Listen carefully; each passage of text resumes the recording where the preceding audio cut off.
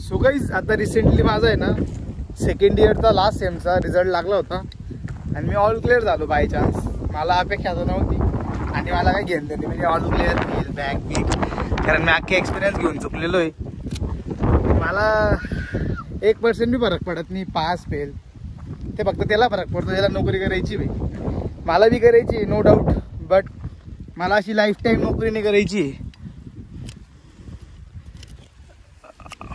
आता माझा रिझल्ट लागला होता, मजाक नाही करत. कॉन्स्टंट भाऊ आपला सोबत होता त्या दिवशी. मी त्या दिवशी रँडमली शेतात होतो बरं का, आणि मला माहीत नाही की माझा रिझल्ट आहे आज. सो मी घरी गेलो, फ्रेश वगैरे झालो, बेडरूममध्येच बसलो होतो एकटा फोन बघत. माझ्या एक मित्राचा फोन आला, भाऊ तू ऑल क्लिअर झाला म्हणे. तर ठीक आहे चालेल भाऊ, फोन ठेवला. परत फोन आला, भाऊ तू सर्व ऑल क्लिअर झाला म्हणे, तुला 70% पडले. म्हणते ठीक आहे ना भाऊ, काय विषय नाही. तो म्हणे काही तुला खुशी बिशी नाही का म्हणे ऑल क्लिअर व्हायची. म्हणते नाही म्हणे का बा. म्हटलं काय बाई, शाळेत तुम्हाला कॉलेजमध्ये फक्त शिकवतील, काय शिकवतील की असं आहे तसं आहे, हे करायचं, हे केल्याने असं होतं, हे केल्याने तसं होतं. बट बाई मला एक गोष्ट सांगा, आपल्याला जे शिकवणार आहे ते आता पुढचं बोलत पण ब्लॉग फक्त चांगलं निवडत असं बोलायला. बट माझ्या वडिलांचे पण मित्र टीचर्स आहेत, बट मला त्यांच्या लाईफस्टाईलपेक्षा मला माझ्या बापाची लाईफस्टाईल आवडते. एकदम एकर्समध्ये फिरायचं ना, ते लोक हवर्समध्ये काम करतात. We work in acres not in hours guys. पप्पा आहे ना तिकडून येत आहे बा, एकदम जोरदार पाऊस चालू आला डायरेक्ट, एकदम खतरनाक. मी पण उगा झालो, बट मी प्लेसला पोचून गेलो, कारण मी इकडंच होतो, इकडे या एरियात काम करत होतो मी.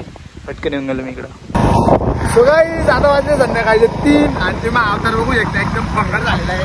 विषय असा होता, तुम्ही मागच्या क्लिप बघितल्या असतील माहीत मी, आपला ट्रॅक्टर झाला आहे पंचर आणि त्याला पाहिजे आता डिझेल पेट कुठे बाई. पहिले काकां त्यांनी शेतातून गावात आणलं होतं ट्रॅक्टर हवा मारायला, पण ते रस्त्यात त्यांनी हाकून गेलं बाई, फुल पंचर होऊन गेलं डायरेक्ट.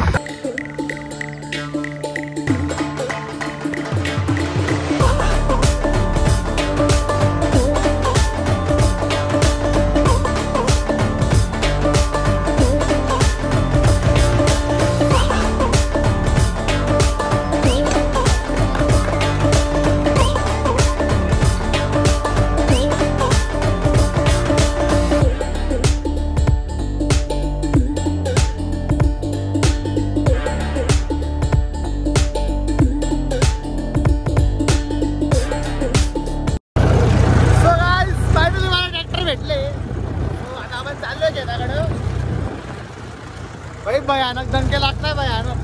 डायरेक्ट 6 महिन्यानंतर चालवतोय मी आज.